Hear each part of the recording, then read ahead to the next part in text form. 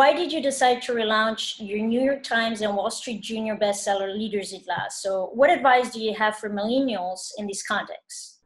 Well, after I gave that answer that went sort of viral on the internet about millennials in the workplace, most of that data that I presented actually came from the original Leaders Eat Last. I wrote about it way back then.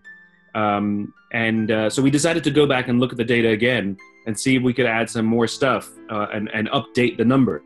Changing an organization's culture is probably, I'd say, one of the most challenges or most difficult leadership challenges. So what I'd like to know is, do you think there's an awakening in this sense about the importance of culture in today's corporate world? And how is it affecting millennials? Any leader of organizations, any leader of an organization knows that the culture is important. The question is whether they're going to do something about it. The problem with culture is it's all about people. And like anything to do with people, we can't just rely on turning a switch and having everything change. And businesses tend to like using intense things to fix their problems. That's why businesses very often like mass layoffs, because the very next day they can tell you how much money they saved. What advice can you share with organizations and leaders to help them build a successful and sustainable cultures? Well, you have to have clearly articulated values, and you have to have a clearly articulated cause or why. We have to know why the company exists beyond the product and beyond making money. Money is a result. Money is fuel that keeps the company alive, but it's not the purpose. It's not what gives our lives meaning. It comes at the end of the things we do or the things we sell. It's not the reason we show up. So that's number one. You have to have a clear sense of why, and then you have to have clearly articulated values.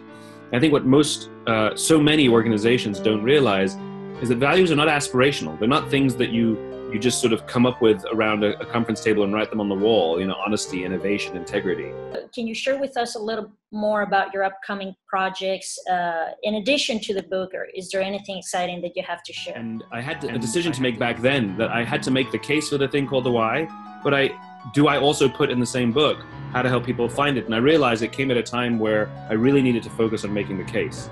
And so now 8 years later, because the biggest complaint I get about Start With Why is, great, I totally buy into it, but how do I do it? How do I find my why? And so my team came together and we've taken all the tools that we've developed and perfected over these 8 years.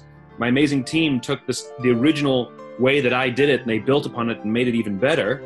And we put it in Find Your Why, which is the new book that comes out in September, so that individuals, divisions or teams inside a big company or small companies can go about finding their own why without having to look to a high-priced consultancy or something like that. You can do it yourself. It's a simple, I won't say it's easy, but it's a simple process. And I'm really excited to share that process that we developed. It's the exact same one that we use to help other companies. Because our goal is that as many people as possible, as many organizations as possible will learn their why. So this is one of the things that we have to do to get to that goal.